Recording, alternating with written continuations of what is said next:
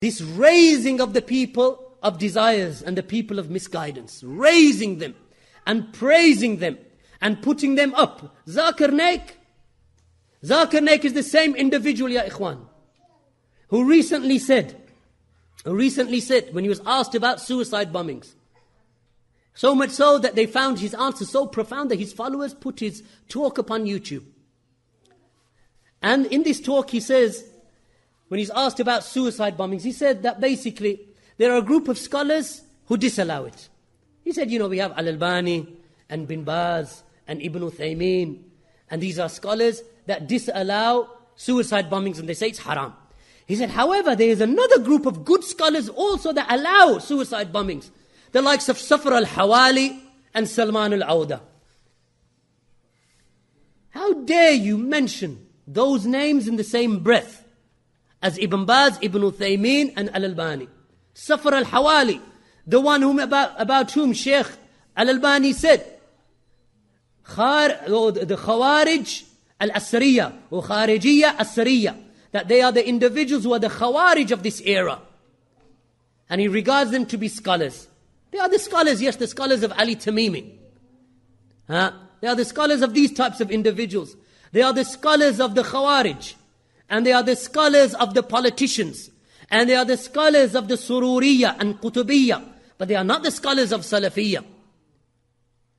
Look at the statement of Bin Baz with regard to Safar al-Hawali and Salman al-Awda. What did Shaykh Bin Baz say? That either they return back to the truth.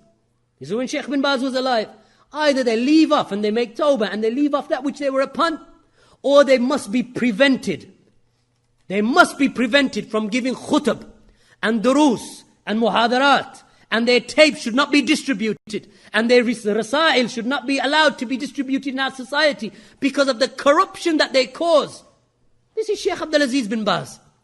Shaykh Ibn Uthaymeen, when he was asked about the tapes of Safar al-Hawali and Salman al-Awda, he said, these tapes, we are not in need of the tapes of those people who have with them the ideology of the ideology or the fikr of Thawri, or the thinking which is revolutionary thinking. We have no need of them. He said, alhamdulillah, you have ulama whose tapes you can listen to. We don't need of the tapes of Safar and Salman, Ibn Uthaymeen. And look what this individual says. And if that wasn't bad enough, ya ikhwan, look at his aqidah.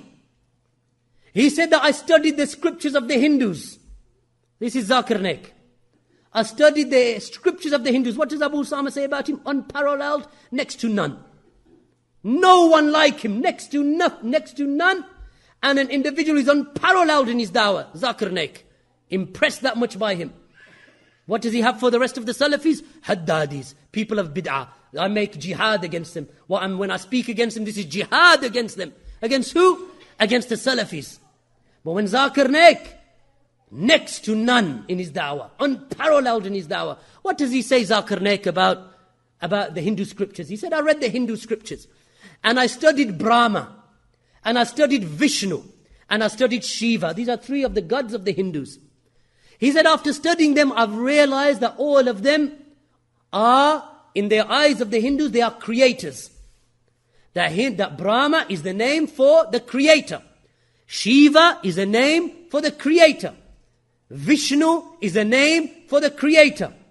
So therefore, if a Muslim was to say, Ya Brahma, and call upon Brahma, or call upon Vishnu, and call upon Shiva, then if a Muslim was to do that, then he has called upon Allah. This is Zakir Naik.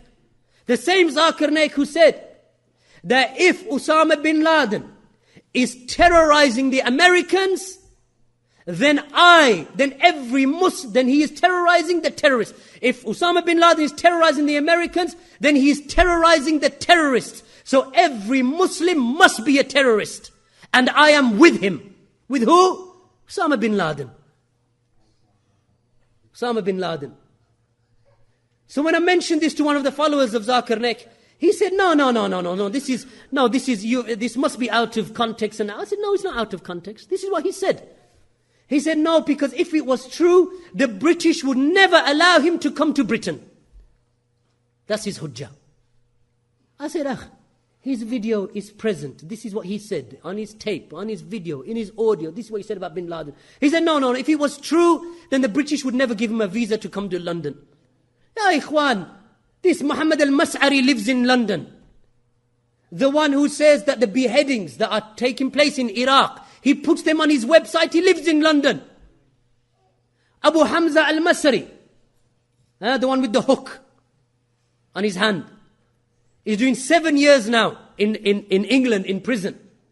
This individual who sent terrorists over to Yemen to bomb Yemen. He himself, his own son spent 6 years in prison in Yemen for trying to bomb a hotel in Yemen.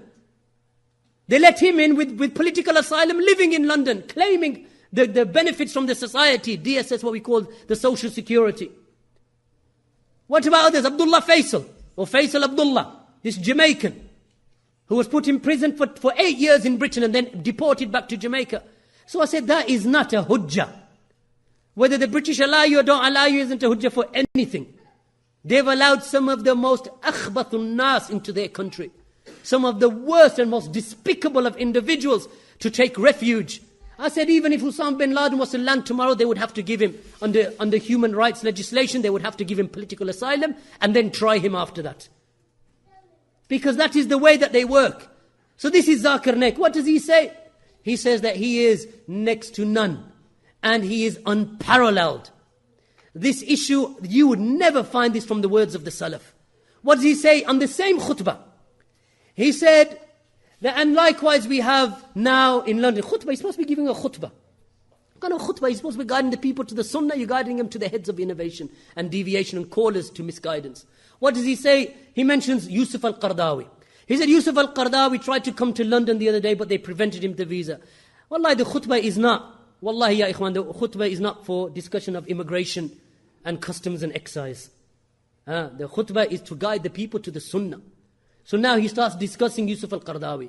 He said Yusuf al-Qaradawi, who's a scholar, an alim of the deen.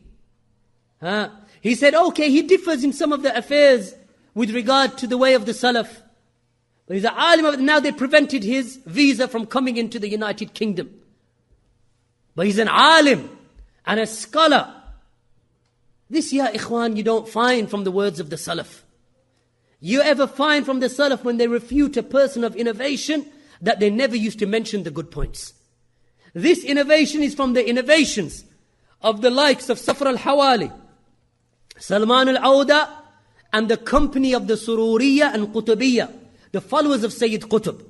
That they say that if you're going to mention the bad points about a person of innovation, then we must also mention their good points. So now he's entering into this mawazana with Zakir Naik, and likewise with Yusuf al-Qaradawi.